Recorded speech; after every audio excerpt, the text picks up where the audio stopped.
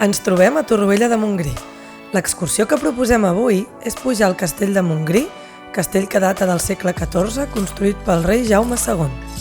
Una fortificació militar declarada bé cultural d'interès nacional i que forma part dels 100 cims essencials de la Federació d'Entitats Excursionistes de Catalunya.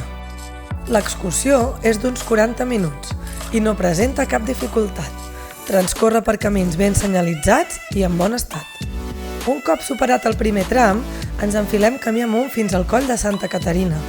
En aquest punt trobem la Creu de Santa Caterina, on els més petits els hi agrada enfilar-se. Des d'aquí ja es pot veure molt bé el castell i iniciem l'última pujada fins a les portes. És un ascens molt obert, no trobem vegetació que ens protegeixi del sol, per tant, recomanem fer-la a la tarda o capvespre, per evitar les hores de més calor i gaudir d'una posta de sol des del cim magnífica. En pocs minuts ja quasi hem arribat i el castell de Montgrí ens saluda amb la seva magnitud. Les muralles estan molt ben conservades.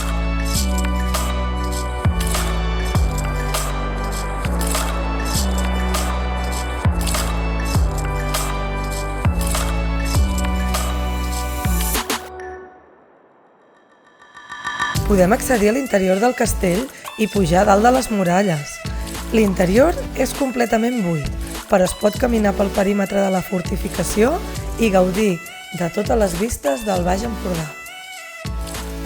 Va ser construït com a punt de control entre la Guerra dels Comtes d'Empúries i el rei Jaume II en el segle XIV. Des de dalt es pot veure Torroella de Montgrí i els aiguamolls de l'Empordà, la platja de Pals i les Illes Medes, i fins i tot l'Escala i part del Golf de Roses.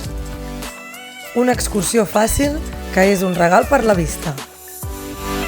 Teniu tota la informació del track a la descripció. Fins a la pròxima sortida!